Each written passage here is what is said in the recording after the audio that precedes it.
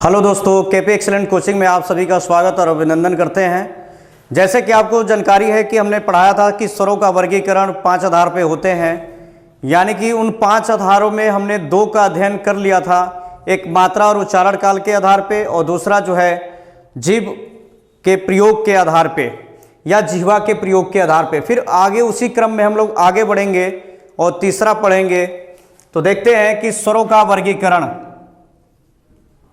स्वरों का वर्गीकरण। स्वरों का जो वर्गीकरण है, आप जैसा कि जानते हैं कि 5 आधार पे किया गया है। 2 आधार आपने पढ़ लिया और तीसरा आज हम लोग पढ़ेंगे मुख द्वार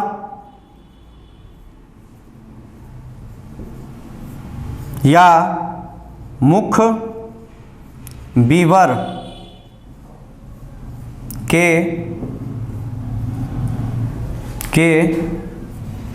खुलने के आधार पर। जैसे कि देख पा रहे हैं कि मुख द्वार या मुख बीवर के खुलने के आधार पर, जैसे कि आप जानते हैं कि ये मुख द्वार तो आप लोग जानते हैं कि जैसे कि कोई भी घर होता है उसका एक दरवाज़ा होता है और उस दरवाजे से व्यक्ति बाहर और अंदर होता रहता है। यानी कि कभी भी कहीं भी आपको अगर जाना हो, प्रवेश करना हो, तो उसका एक मुख्य द्वार होता है जिससे व्यक्तियों का आवागमन होता रहता है।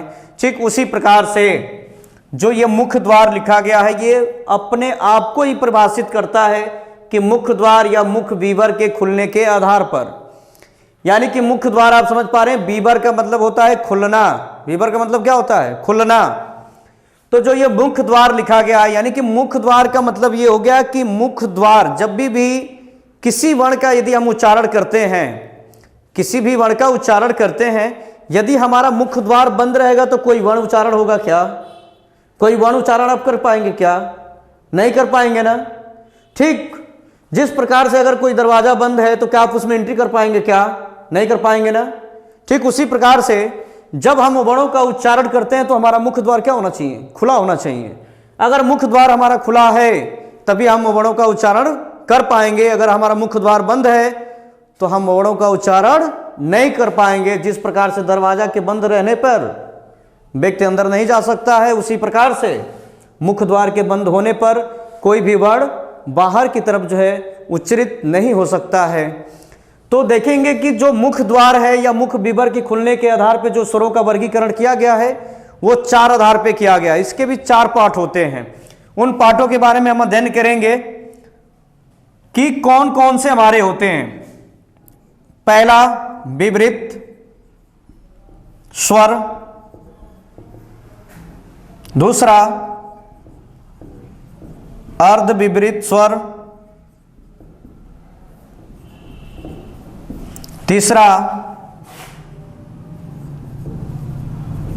अर्ध सम्मिलित स्वर,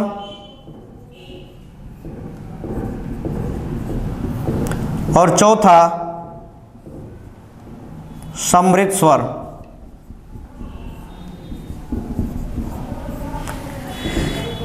जैसे कि आप देख पा रहे हैं कि मुख्य द्वार या मुख बीवर के खुलने के आधार पे स्वर हमारे कौन कौन से आ गए? विवृत स्वर, अर्ध विवृत स्वर, अर्ध सम्मिलित स्वर और सम्मिलित स्वर। यानी कि आप देख पा रहे हैं कि इनका जो क्रम है, ये इनके उच्चारण का क्रम जो है किस प्रकार से, एक पहला हो गया विवृत स्वर, अर्ध विवृत स्वर, अर्ध सम्मिलित स्वर या सम्मिलित स्वर। तो ये मुख्य द्वार या मुख बीवर के खुलने के आधार पे है। तो जैसे मुख्य द्वार का मतलब क्या है, विवृत का मतलब क्या, बीवर का मतलब यह है कि खुलना, और वृत्त का मतलब क्या है, ये जो लिखा है विवृत। तो जैसे आप जानते हैं कि एक वृत्त होता है इस प्रकार से, इस प्रकार से हमारा क्या है, वृत्त होता है, और विवृत का मतलब होता है खुला होना। तो जब अगर हमारा मुख इस प्रकार से ढक्कन के समान खुला हो, अगर पूरा हमारा मुख खुलता है तो उसको हम क्या कहते हैं? विवृत कहते हैं।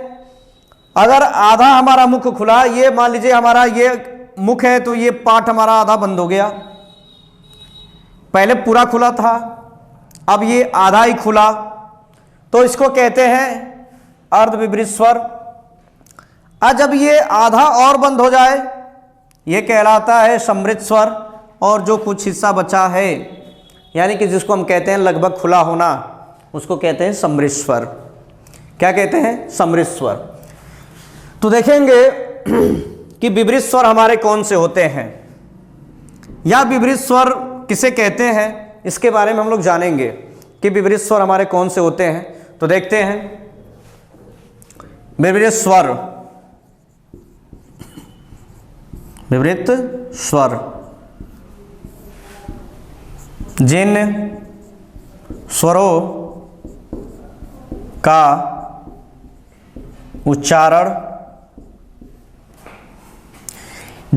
उच्चारण करते समय मुख द्वार पूरा खुल जाए, उसे विपरीत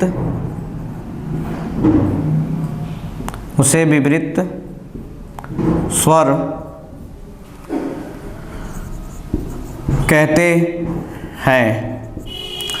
जैसे कि दोस्तों आप समझ पा रहे होंगे कि विपरीत स्वर जो होते हैं, यानी जिन स्वरों का उच्चारण करते समय मुख द्वार पूरा खुल जाए, उसे विपरीत स्वर कहते हैं। तो पूरा खुलने का मतलब क्या? पूरा खुलने का मतलब क्या है?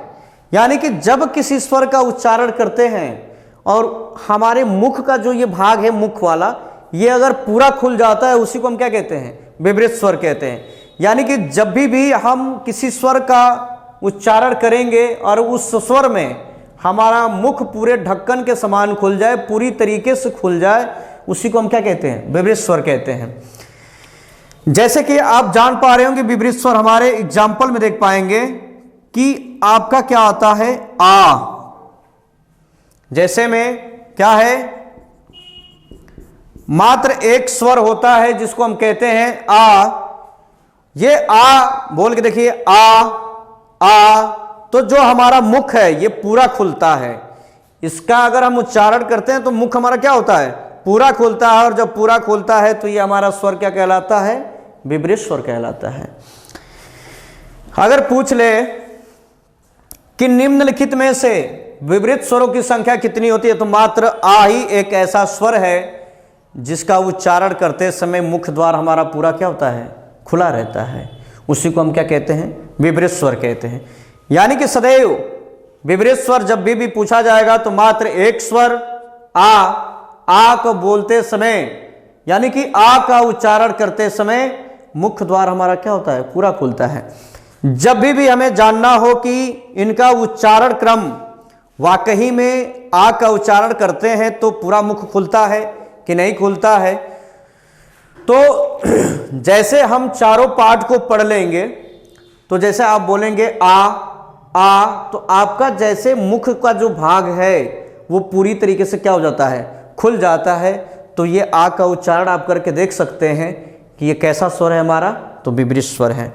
आशा करते हैं कि आपको विपरीत स्वर में किसी भी प्रकार की कठिनाई नहीं हो रही होगी। आपको समझ में आ गया होगा कि विपरीत स्वर का मतलब होता है खुला हुआ, यानी कि जिन स्वरों का उच्चारण कर दें हमारा मुख पूरा खुल जाए, उसी को कहते हैं विपरीत स्वर।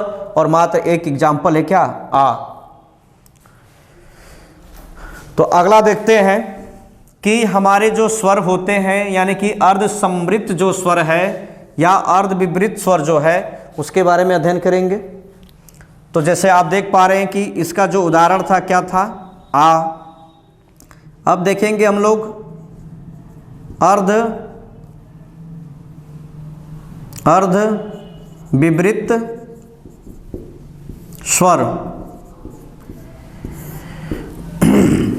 जिन स्वरों का उच्चारण करते समय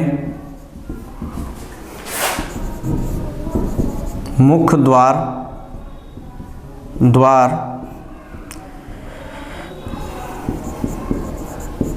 आधा खुला हो उसे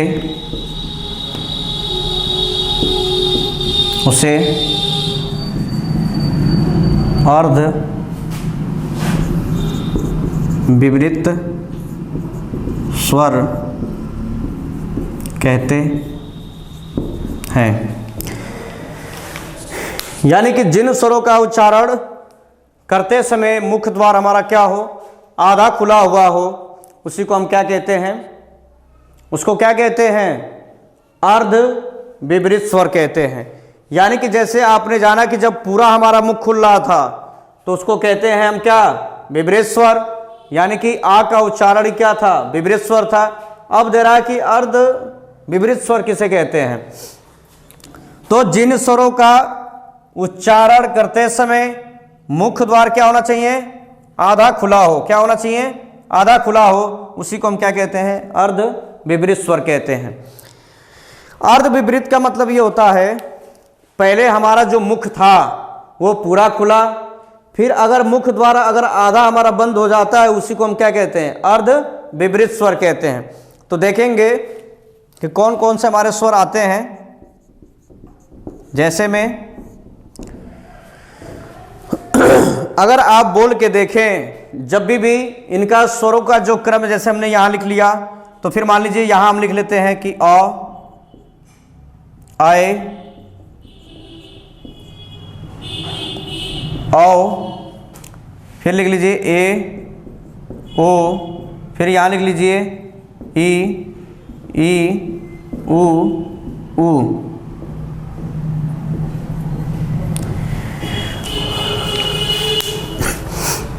जैसे कि आप देख पाए, ये अंतर करने के लिए मैंने पहले यहां पे लिख दिया है कि इस प्रकार से अगर आप अंतर करते हैं, जैसे आप बोल के देखिए, पहले बोलिए अ, आ, ओ, आ, तो अ को बोलने में आपका जो मुख है आधा बंद है, और आ को जैसे बोलेंगे अ के साथ तो आपका मुख जो है क्या हो जाएगा, पूरी तरीके से खुल जाएगा। बोल के देखिए अ, आ, तो पूरी तरीके से आ में खुल रहा है कि नहीं खुल रहा है। जब खुल रहा है तो इसको कहते हैं विवृत स्वर। इससे आधा कम में खुले तो उसको कहते हैं अर्ध विवृत स्वर। तो देखेंगे, बोल के देखिए आ, ओ। अब यहां भी देख सकते हैं अंतर करना, अगर सीखना है क्रम तो पहले हम बता रहे हैं, पहले इसको जान लीजिए, फिर हम क्रम आपको बताते हैं कि किस प्रकार से इनका उच्चारण करना है, और हमारा जो मुख है तो किस प्रकार से खुलेगा उसको भी देखेंगे। तो जैसे कि हम बता रहे थे कि अर्ध विवृत स्वर जो हमारे होते हैं, जिन स्वरों का उच्चारण करते समय मुख द्वार आधा खुले, उसे हम क्या कहते हैं, क्या कहते हैं, विवृत, अर्ध विवृत स्वर कहते हैं। जैसे में अ, आए, औ, तो ये क्या हो जाएंगे, अ, आए, औ, ये सभी हमारे क्या कहलाएंगे, अर्ध विवृत स्वर।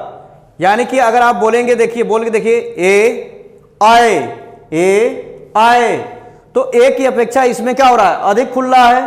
तो जाहिर सी बात है समृद्ध का मतलब भी बताया जाएगा आपको। अभी ये देखिए, बोलेंगे ओ, औ, तो अधिक खुलेगा। यानी कि अ, ये विवृत कहने का मतलब यह है कि जब किसी स्वर का उच्चारण करते हैं, अगर मुख आपका पूरा खुल जाए, उसी को कहते हैं क्या, विवृत स्वर। आज जब इसकी अपेक्षा इसमें आधा खुले, अर्ध का मतलब क्या होता है, आधा। जैसे हम बताए थे आपको कि ये आपका एक वृत्त है, इस प्रकार से ये क्या है, आपका एक वृत्त है। तो वृत्त का मतलब क्या है, यहां जो दिया है विवृत स्वर, तो वृत्त का मतलब क्या है, गोला होना। और ये कह रहा है कि विवृत यानी कि जब मुख हमारा पूरी तरीके से खुले, इस तरीके से खुल जाए। यानी कि आप बोल के देखिए आ, तो पूरी तरीके से खुल रहा है, तो ये कहलाता है विवृत स्वर। जब इसका पाठ आधा ही खुले, जब इसका भाग आधा खुले, तो उसको कहते हैं अर्ध विवृत स्वर। उसको क्या कहते हैं, अर्ध विवृत स्वर। जब ये आधा इतना खुला था तो ये उच्चारण हो रहा था, इसमें हम कह सकते हैं कि ये आप रख सकते हैं अ, ए, औ, ये आप रख सकते हैं। तो इसको कह सकते हैं आप क्या, ये हो जाएंगे आपके क्या, अर्ध विवृत स्वर। अर्ध समृद्ध की मतलब आएगी बात, तो ये आपका क्या है, ये अर्ध समृद्ध हो जाएगा। अर्ध समृद्ध होगा तो क्या होगा, ए ओ, और ये जो बाग खुला हुआ ये वाला, इसको कहते हैं हम क्या, समृद्ध स्वर। तो यानी कि जब भी हमारा मुख खुलेगा तो पूरी तरीके से खुले तो विपरीत स्वर। अभी अंतर करना आप सीख जाएंगे, ये बस जान लीजिए कि ये वृत्त के समान अगर कोई वर्ण खुलेगा, मुख आपका खुलता है तो उसको कहते हैं विपरीत स्वर। तो जैसे आप देख पा रहे हैं कि हमारे पूछ ले कि अर्ध विपरीत स्वरों की संख्या कितनी होती है, तो आप बता सकते हैं कि 3 संख्या है इसकी। कितनी संख्या है, 3, क्योंकि 3 ही हमारे स्वर आ रहे हैं। जैसे कि ऊपर आप गण पा रहे हैं कि उच्चारण के आधार पर 10 ही स्वर होते हैं, तो काउंट करके देख लीजिए, 1 2 3 4 5 6 और 6 4 10, तो 10 हमारे स्वर होते हैं और उसको कहते हैं उच्चारण काल के आधार पे। तो फिर देखेंगे आगे हम लोग कि अर्ध विपरीत हो गया, अ आए औ, ये 3 हमारे स्वर होते हैं। फिर देखेंगे हम लोग क्या, समृद्ध स्वर, अर्ध समृद्ध स्वर। समृद्ध का मतलब होता है बंद होना, इस समृद्ध का मतलब क्या होता है, बंद होना, और अर्ध का मतलब होता है आधा बंद होना। क्या होना, आधा बंद होना। समृद्ध स्वर, जैसे कि आपने जाना कि अर्ध विपरीत में आधा खुला था, ये आधा बंद रहेगा। जिन स्वरों का उच्चारण, जिन स्वरों का उच्चारण करते समय मुख द्वार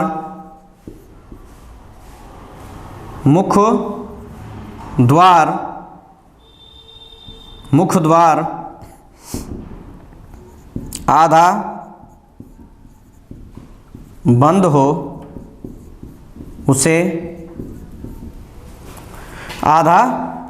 हो, उसे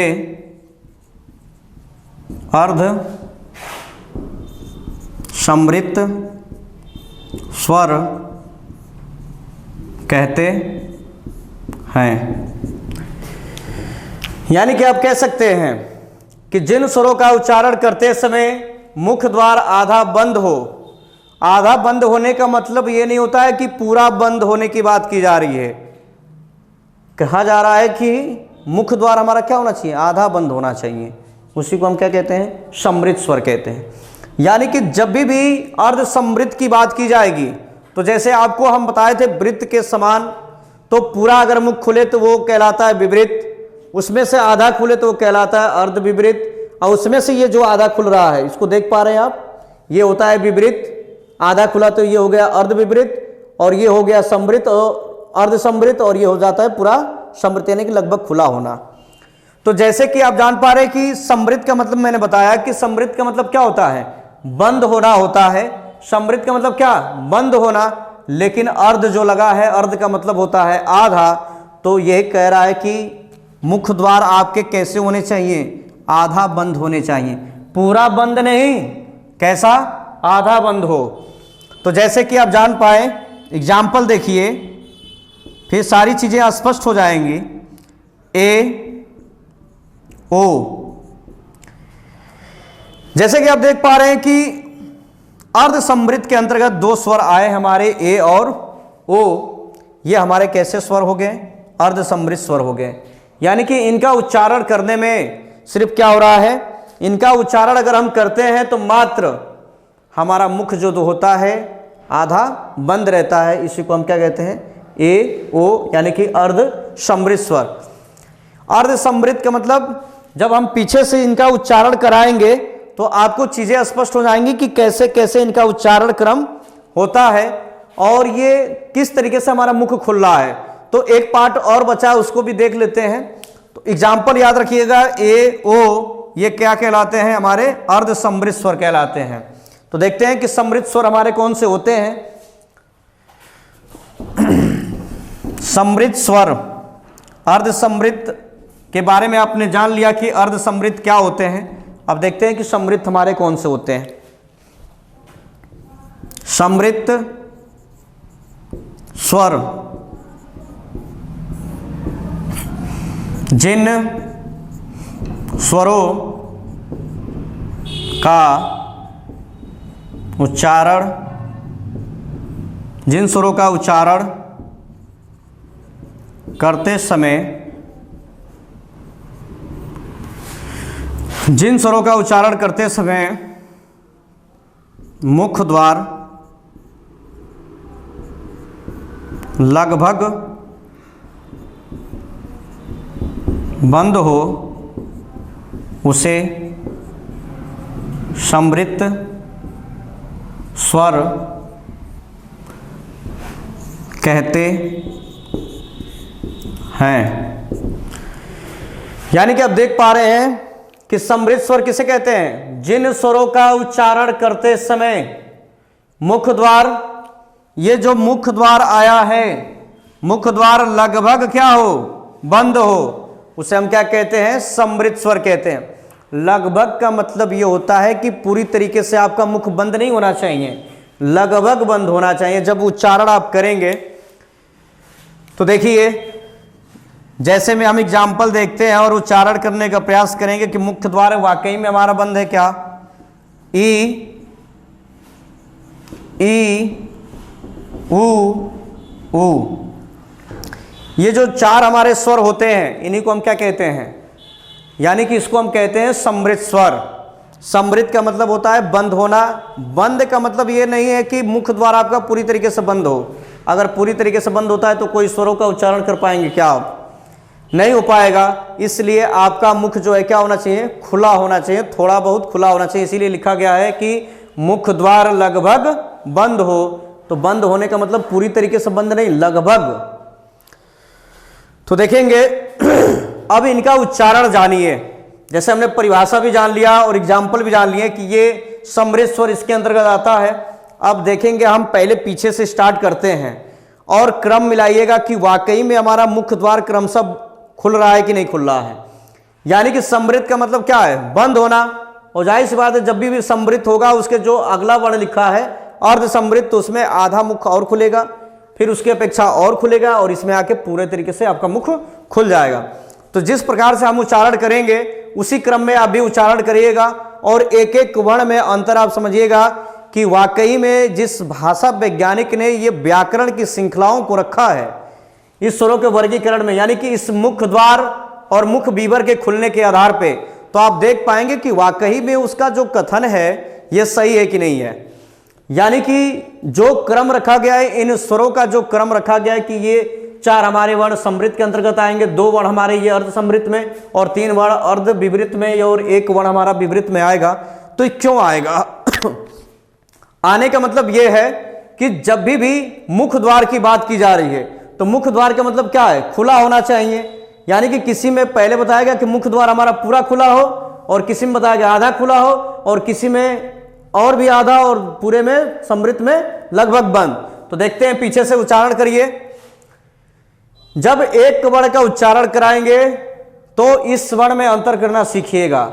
यानी कि यहां पे कम खुलेगा और इसकी अपेक्षा इसमें थोड़ा सा अधिक खुलेगा, और जब इसका उच्चारण कराएंगे तो ये थोड़ा कम खुला रहेगा तो इसकी अपेक्षा ये अधिक खुलेगा और इसकी अपेक्षा ये अधिक खुलेगा। तो यानी कि जब क्रम बढ़ेगा तो पूरी तरीके से हमको जानकारी हो जाएगी ना। चलिए देखिए, बोलिए ऊ आए, ऊ आए, ऊ आए, ऊ ओ। तो जो आपकी माली है वो नीचे की तरफ दब रही है कि नहीं दब रही है? जब ऊ का उच्चारण करते हैं ए का तो पहले हम कहते हैं ऊ। तो देखिए मुख खुला है, लगभग खुला है। बोल के देखिए ई।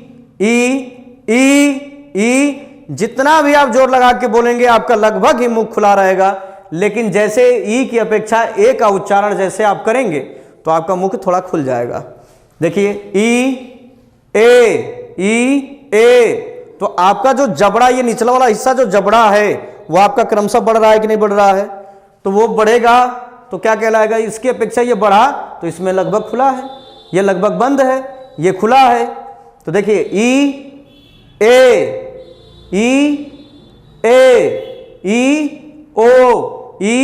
ओ। यानी कि इसकी अपेक्षा इसमें क्या हुआ? मुख अधिक खुल गया। अब इसका उच्चारण करके ये देखेंगे कि इससे अधिक इसमें खुल रहा है कि नहीं खुल रहा है। बोलिए ए आओ। तो आपका मुख खुल रहा है कि नहीं खुल रहा है? ए आओ। अब बोलिए ओ आओ। ओ औ।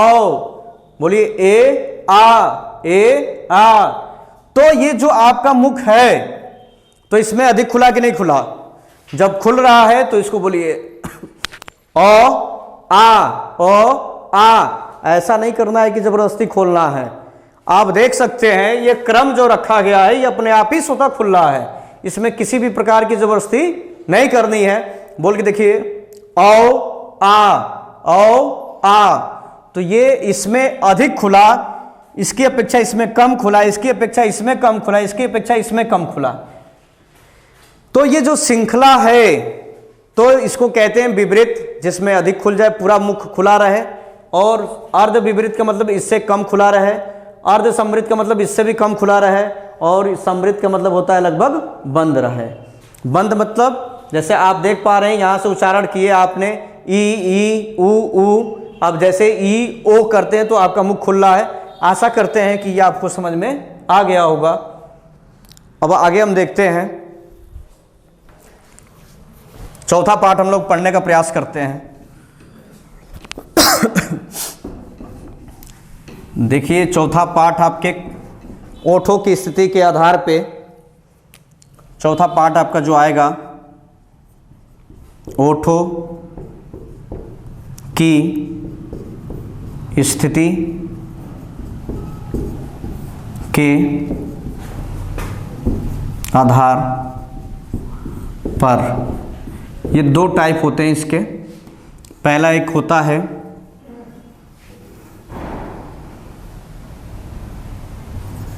वृत्त मुखी स्वर और एक होता है आवृत्त मुखी स्वर, या आप इसका एक नाम दे सकते हैं गोलाकार स्वर। इसको एक नाम दे सकते हैं अगोलाकार स्वर। दोनों कंडीशन में पूछे जा सकते हैं, वृत्तमुखी स्वर या अवृत्तमुखी स्वर। ये देख पा रहे हैं कि कह रहा है कि ओठों की स्थिति के आधार पे, यानी कि जो आपके ओठ हैं, ये आपके जो ओठ हैं, इस स्थिति के आधार पे किसी वर्ण का आप उच्चारण करते हैं तो उस ओठ की स्थिति में किस प्रकार का परिवर्तन होता है, उसी के आधार पे इसका वर्गीकरण किया गया है। यानी कि ये वृत्त लिखा गया है तो वृत्त का मतलब होता है कि जब आप किसी वर्ण का उच्चारण करते हैं तो आपकी ओठों की जो स्थिति होगी अगर इस सीक्वेंस में बन जाती है गोलाकार टाइप, यानी कि गोलाकार हो जाए, यानी कि क्या हो जाए, गोलाकार हो जाए, यानी कि वृत्तमुखी हो जाए, उसी को हम क्या कहते हैं, वृत्तमुखी स्वर। और जिसमें आपकी ओठों की स्थिति गोलाकार स्वरूप ना ले उसको कहते हैं अवृत्तमुखी स्वर। तो जैसे देखेंगे हम कि हमारे ये वृत्तमुखी स्वर किसे कहते हैं, वृत्तमुखी स्वर जिन स्वरों का उच्चारण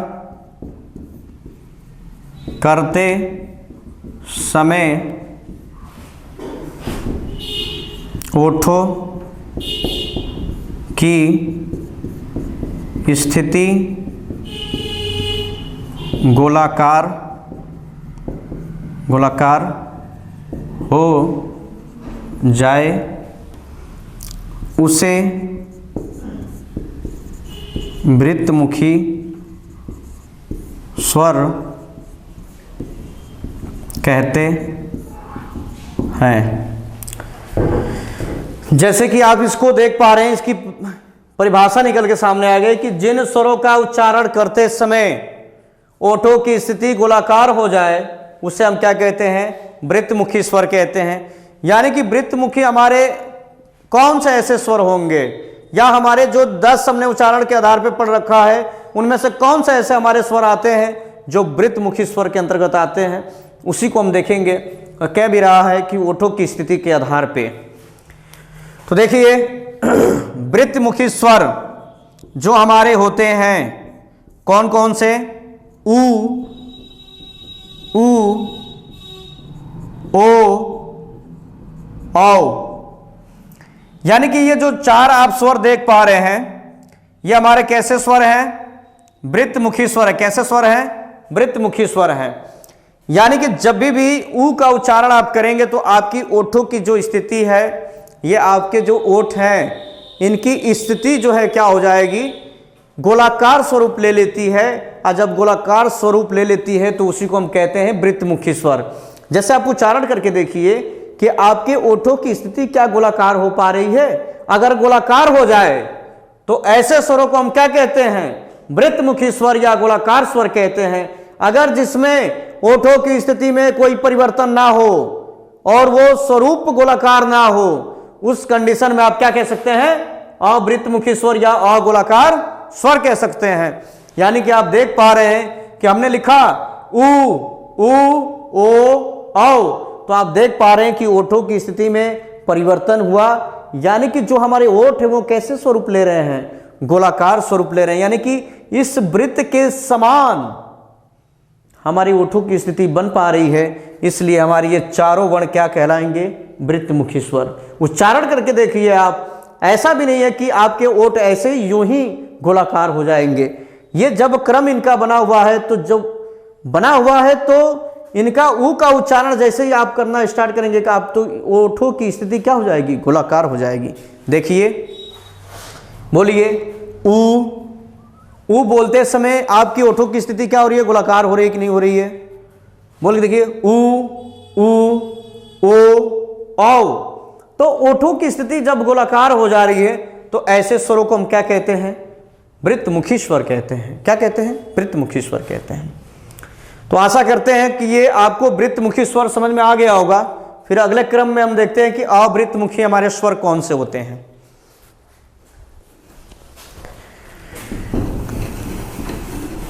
देखते हैं कि अवृत्तमुखी स्वर कौन से होते हैं। जैसे कि आपने जान लिया कि वृत्तमुखी स्वर हमारे कौन से हैं? ऊ है, ऊ है, ओ, औ है। तो आप देखते हैं अवृत्तमुखी स्वर। जैसे कि जान पाए कि जिन स्वरों का उच्चारण करते समय ओठों की स्थिति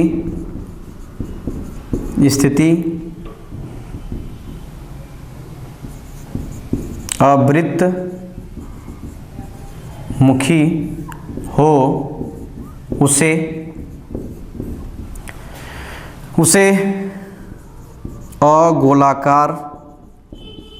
अगोलाकार स्वर कहते हैं। जैसे कि आप देख पा रहे हैं कि वृत्तमुखी स्वर कहते हैं किसे? जिन स्वरों का उच्चारण करते समय ओठों की स्थिति अवृत्तमुखी हो, उसे हम क्या कहते हैं? अगोलाकार स्वर कहते हैं। जैसे कि एग्जाम्पल में देखें कौन कौन से हमारे स्वर आएंगे। अ, आ, ई, ए, आए। जैसे कि आपने देखा कि वृत्तमुखी जो हमारे स्वर थे, उनके वृत्तमुखी स्वरों की संख्या कितनी थी? 4। उ, ओ, औ। अब देख पा रहे हैं कि अवृत्तमुखी स्वरों की संख्या हमारी कितनी है? 6। अ, आ, ई, ए, आए। तो काउंट कर पाएंगे 1 2 3 4 5 6। तो अवृत्तमुखी स्वरों की संख्या कितनी हो गई? 6 हो गई। अब देखिए, जैसे कि हमने बताया कि वृत्तमुखी स्वर वो होते हैं जिसमें ओठों की स्थिति गोलाकार हो जाती है, उसको वृत्तमुखी कहते हैं। और जिसमें हमारे ओठों की स्थिति गोलाकार ना हो, उसे हम क्या कहते हैं? अवृत्तमुखी स्वर कहते हैं। देखिए अ, आ, ई, ए, ऐ। तो क्या हमारे ओठों की स्थिति में किसी भी प्रकार का परिवर्तन हुआ या उसका स्वरूप गोलाकार हो गया? नहीं हुआ ना। तो जब गोलाकार नहीं होता है तो उस आधार पे हम कह सकते हैं कि हमारा कैसा स्वर है? अगोलाकार स्वर है या अवृतमुखी स्वर है। आप बोल के देखिए अ, आ, ई, ए, ऐ। तो क्या हमारे ओठों की स्थिति गोलाकार हुई क्या? नहीं हुई ना। तो जब गोलाकार ना हो, जब गोलाकार ना हो तो ऐसे स्वरों को हम क्या कहते हैं? अगोलाकार स्वर या अवृतमुखी स्वर कहते हैं। वृत्त का मतलब ही होता है गोलाकार होना और अवृत्त का मतलब होता है गोलाकार ना होना। तो जैसे जब भी पूछे कि निम्नलिखित स्वरों में से कौन सा स्वर वृत्तमुखी स्वर होता है, तो आप हमेशा याद रखिएगा वृत्तमुखी स्वरों की संख्या कितनी होती है? 4 होती है। उ, ओ, औ। ये 4 ही ऐसे स्वर होते हैं जो क्या होते हैं? वृत्तमुखी स्वर में आते हैं। जैसे कि आप देख पाए ये हमारे कौन से स्वर? उ, ओ और औ। ये हमारे 4 ही ऐसे स्वर हैं जो वृत्तमुखी स्वर के अंतर्गत आते हैं। आशा करते हैं कि आपको ये समझ में आया होगा कि वृत्तमुखी और अवृत्तमुखी में अंतर क्या है, या वृत्तमुखी स्वर किसे कहते हैं या अवृत्तमुखी स्वर किसे कहते हैं, या वृत्तमुखी स्वरों की संख्या कितनी होती है या अवृत्तमुखी स्वरों की संख्या कितनी होती है। आप जान पाए कि वृत्तमुखी स्वरों की संख्या 4 होती है और अवृत्तमुखी स्वरों की संख्या 6 होती है। तो एक अगला कड़ी हम लोग देखें, जैसे कि हम जान पाए कि स्वरों का जो वर्गीकरण 5 आधार है, तो जिसमें आप चौथा पढ़ चुके हैं, मात्र एक बचा हुआ है जिसको हम देख लेते हैं। यहां से क्वेश्चन आपके बनते हैं।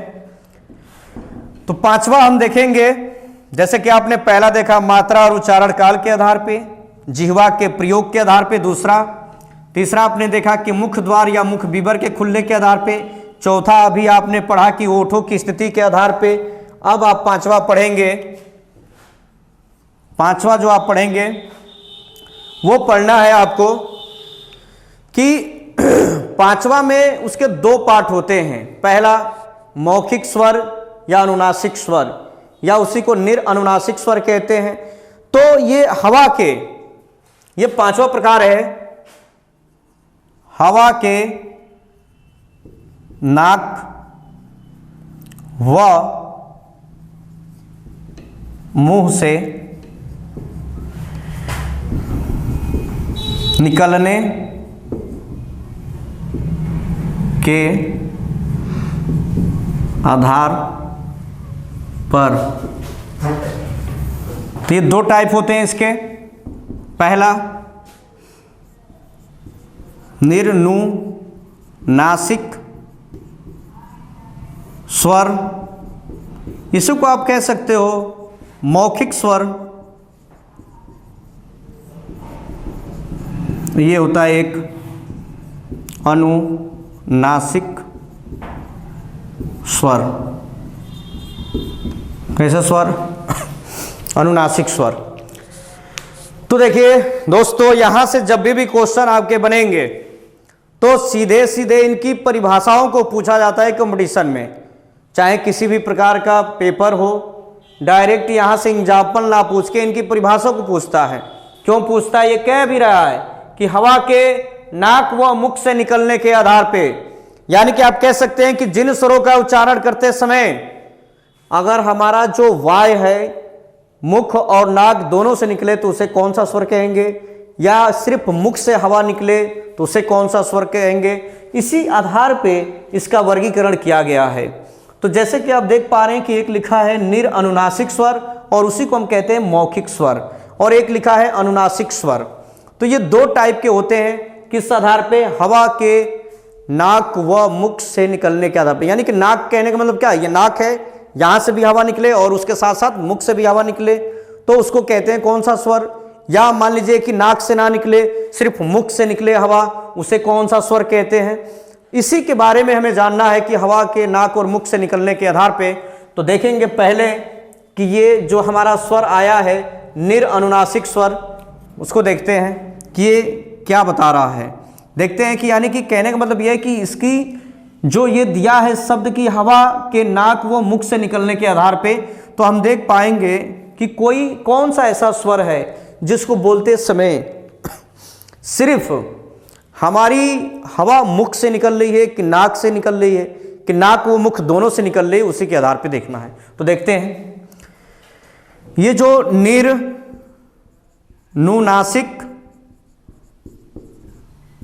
स्वर, जैसे कि दोस्तों मैंने बताया कि निर अनुनासिक स्वर, इनके उदाहरण बहुत कम पूछे जाते हैं, यानी कि वो स्वर को बहुत कम पूछे जाते हैं, लेकिन इनकी परिभाषाओं को बार बार किसी भी कंपटीशन में आप देखेंगे तो मिलेगी, और परिभाषा पे सबसे अधिक आप फोकस रखिएगा क्योंकि इनकी परिभाषाओं को ही पूछता है। यानी कि आप कह सकते हैं कि जिन स्वरों का उच्चारण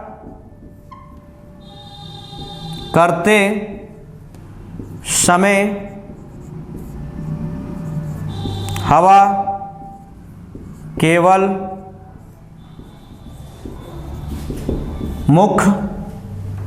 मुख से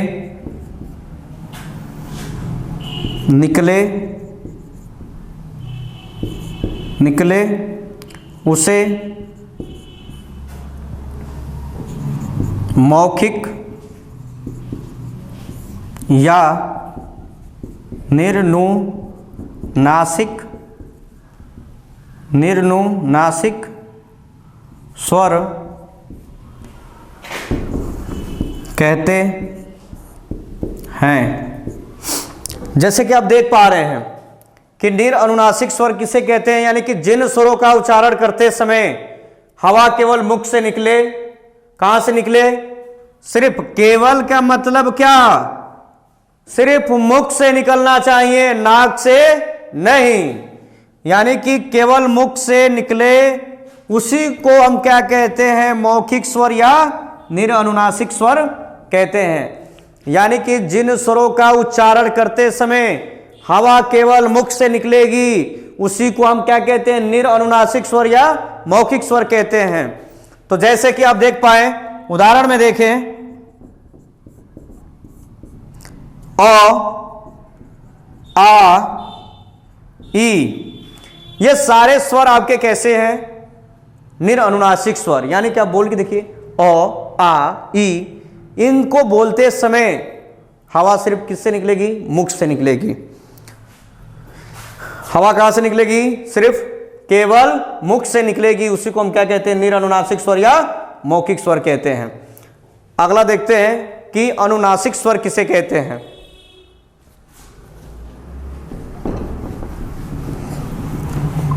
अनुनासिक स्वर, जैसे कि आप देख पा रहे हैं कि मौखिक स्वर में सिर्फ हवा मुख से निकल रही है। अनुनासिक स्वर जिन स्वरों का उच्चारण करते समय हवा नाक व मुख दोनों से निकले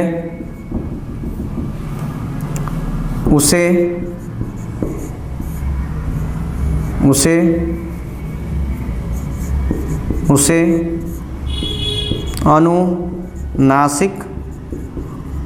अनुनासिक स्वर कहते हैं। जैसे